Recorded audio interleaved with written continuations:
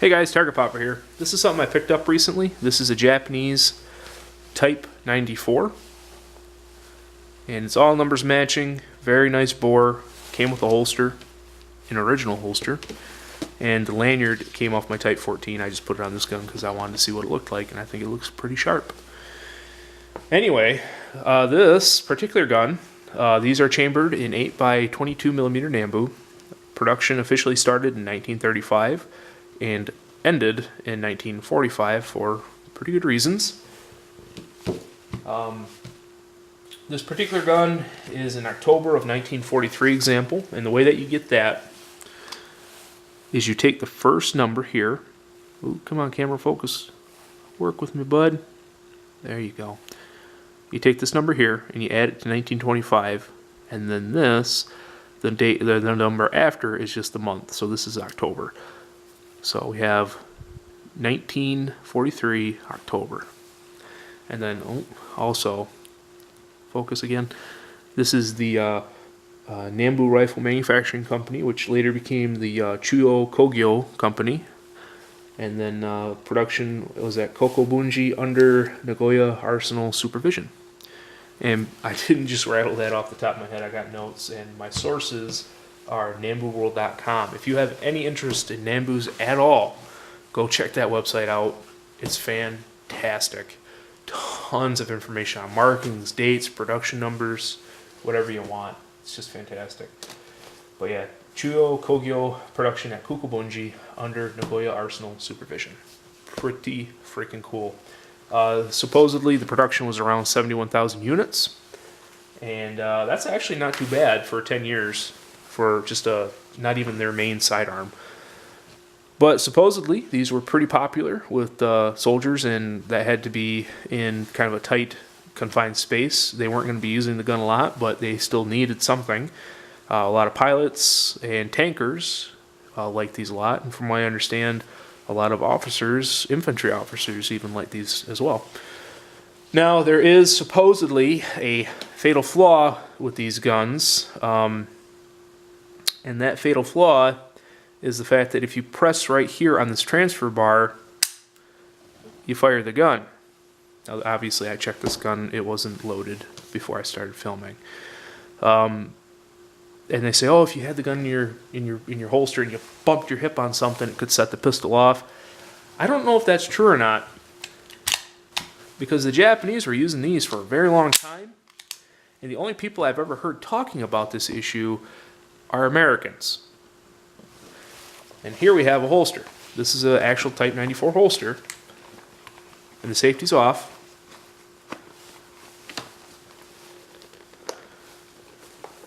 We're going to snap it closed. I can't get that to trip no matter what I do, and I'm putting a lot of pressure all over trying to find it and trying to fire that gun. I can't. It won't. I think this is not necessarily a myth. I think it's possible that you could bump the gun on something and set it off. But the idea of you bumping it in your holster, I don't buy it at all. There's no way. In fact, let's see here. There's our transfer bar right here. So it would end up right about in this area on my finger. No. I can't set it. I can't get it to go off. There's no way. Guys, I was putting a lot of pressure on it trying to get that gun to go off. I couldn't do it. So now with the safety on,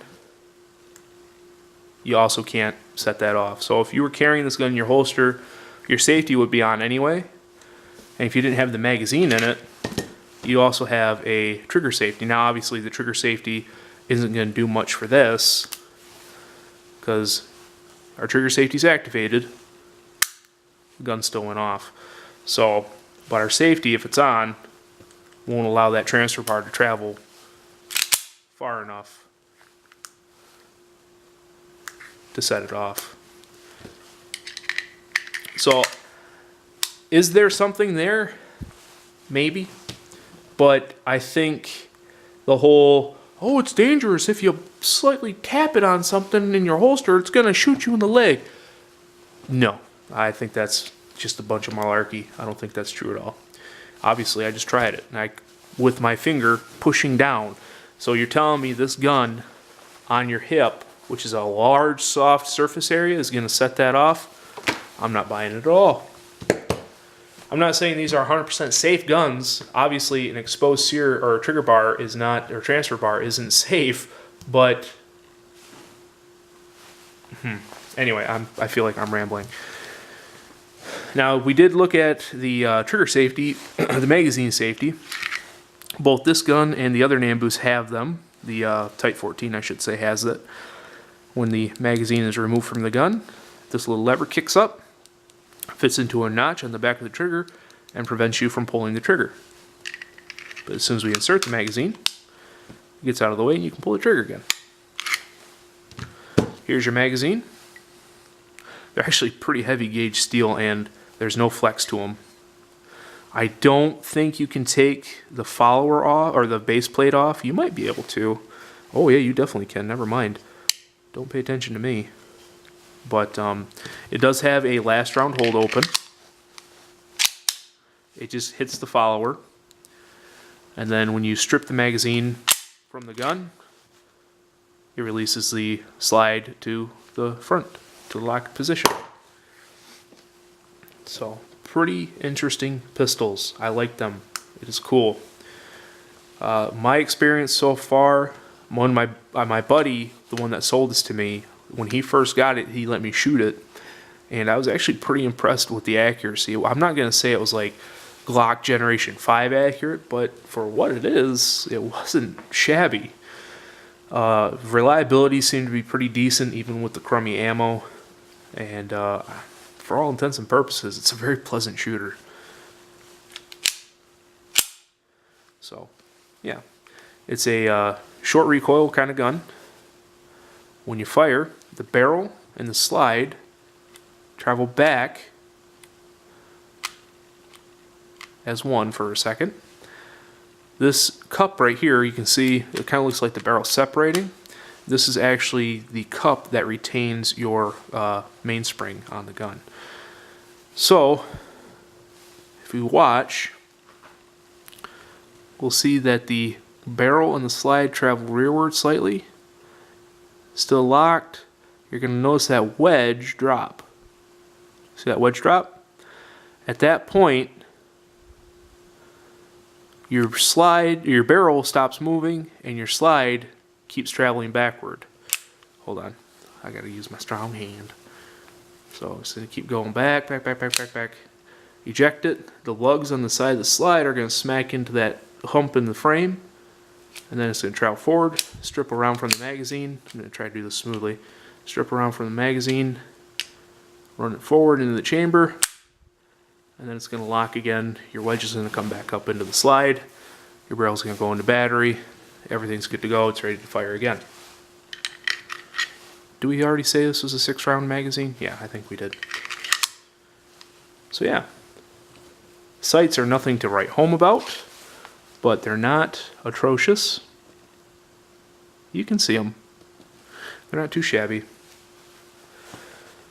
But anyway, we're going to shoot this.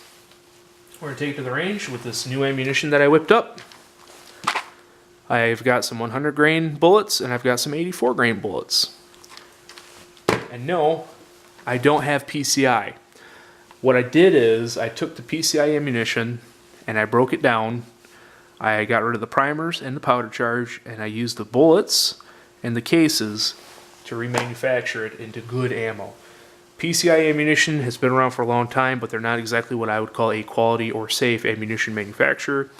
Their primers are very hard, and their powder charges in this ammunition varies greatly. I broke down, probably about 50 rounds of these, and I took notes on about 10 of them. And I had a charge difference of 1 to actually it was like half a grain to 1 grain charge difference. And the primers, what ends up happening is when you fire the gun, some of them will go off, but about 1 out of 4 won't, at least in my Type 14 and my Type 94. And what can happen is hang fires or just failure to fires completely. So that's not that great. And then the Buffalo Arms Company ammunition, which is the other thing I was using. Do I have any of that left? I do. I was breaking these down as well, just for their bullets. What they did is they used 357 SIG cases and 40 Smith & Wesson cases, trimmed the rim down a little bit, and changed the diameter of the rim a little bit, and then ran them into 8mm Nambu dies. Now what ends up happening is they didn't set the shoulder back far enough on the Buffalo Arms Company ammo, so what happens is it almost just barely is out of battery, far enough to where the gun will still discharge. So your gun is unlocked and you just fired around. It's not, well, I shouldn't say it's unlocked, but it's not fully locked. So you just fired around, your slide velocity or bolt, whatever you want to say if you have a Type 14, velocity is going to be much faster. Or if it fails to fire and you go to extract it, what can happen is if the gun's out of battery, your firing pin doesn't strike it hard enough, and you go to extract it and you have a hang fire, it can have a catastrophic failure and blow the gun apart and blow crap back into your face. Pretty much, you can destroy the gun or your face, which neither is good. So if you have PCI or Buffalo Arms Company 8mm Nambu, you basically bought components that just need to be broken down. And that's what I did. That's what I've been doing. And I did this the other day. I made 20 or 48 rounds, some with 100 grain. Actually, it splits right here. This half is 100 grain and this half is 84 grain. PCI says they're 83 grain bullets. When I weighed them, they're actually 84. So I think they're both 320 diameter bullets. The 100 grain bullets are a open bottom jacketed bullet, and the 84 grain bullets are a completely enclosed jacket. So we're going to check them out. These have a slightly higher powder charge than these do. And I used HP 38 powder, which I like. I use that for a lot of stuff. Clean burning, very consistent stuff. I like it a lot. Anyway, I feel like I'm rambling. Let's get to the shooting part and see what happens with this gun. I'm very curious to see how it handles. I've shot it a little bit. I know kind of how it handles, but I'm kind of interested to show you guys. So let's see what happens. Okay guys, Targetpopper here again. Here we got the Type 94. I think it's in frame. This is the 1943 October gun that we were talking about on the table. And we're gonna shoot a little bit. Alright.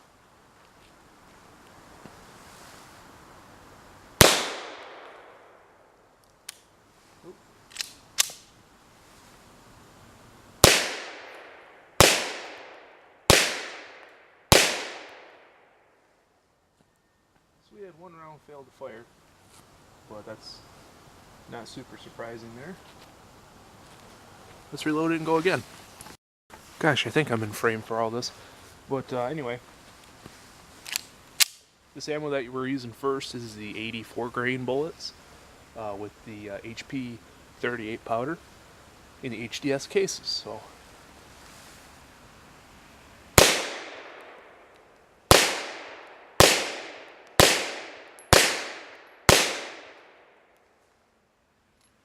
I think it's printing a pretty, this is only 21 feet, but it's printing a pretty decent group. Okay, now we have the 100 grain bullets in there. Let's see what we can do.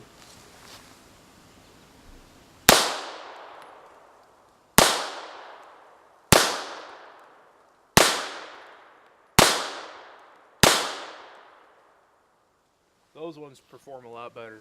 The gun, it feels like it's actually cycling better with the heavier bullets in it. So, got a nice little pile of brass going. Not too shabby.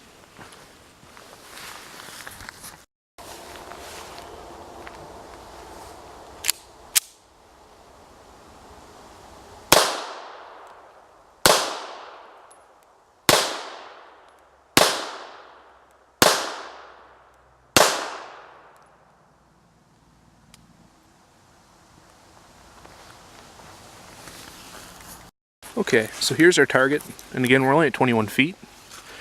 Here's the first group with the 100 grain bullets. We have 1, 2, 3, 4, 5, 6. I don't know where this guy came from. And then here we have the chest shots. So that's really not that bad. All these are from when I was shooting it one-handed, but just shooting it with both hands, like with a modern grip, it's not that bad. This is a very pleasant gun to shoot. In reality, it's like a 100 grain bullet doing just over 1,000 feet. That's not really a slouch. I mean, I don't know where this idea that, okay, so it's not like 9x19 powerful, but it's not a terrible cartridge, as bad as people think. So let's play with it a little bit more. Okay. Making sure I'm in frame. Go for that left target.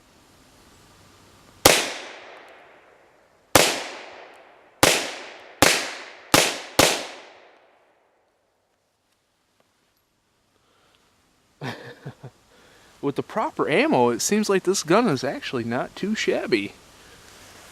Not nearly as bad as I was thinking it was going to be. Got in a pretty decent group, too. Alright, this will be our last magazine, because this is the last bit of ammo that I have. But, my final thoughts on the gun so far are I'm pretty impressed. With the proper ammunition, and with the proper time taken to make it, it seems like the guns aren't that shabby. Again, the PCI ammo and the Buffalo Arms Company ammo, which is the majority of what you're going to find in the market, is basically flat out dangerous in these guns. And I think here in the States in the last few years, that's where this whole idea that these are terribly unreliable and dangerous guns come from. If you take the time to actually make your own ammo and make it to proper spec and pressures and everything, it's not doing too bad. Let's see if we can't hit that 8 a little bit.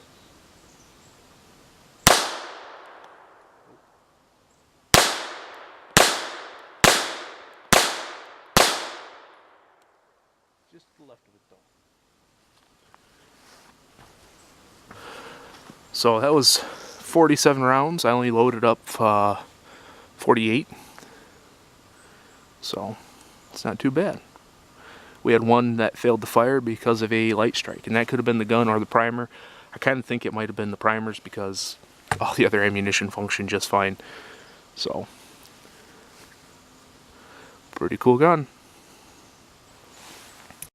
Oh, and because I'm sure everybody wants to see it, we can do the whole guns pointed in a safe direction.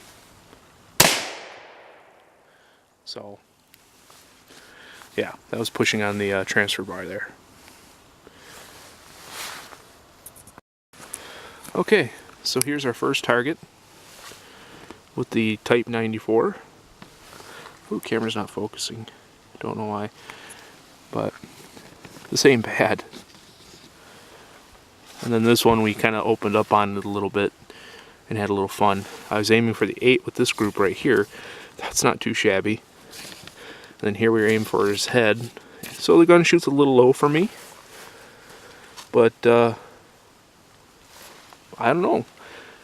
If I had a bunch of magazines with me, I don't think I'd feel terribly undergunned with it. I wouldn't feel well armed, but I wouldn't feel unarmed, I should say. So, anyway, thanks for watching, guys. Like, favorite, share, and subscribe if you enjoy. I have an Instagram down in the link below, or in the description below.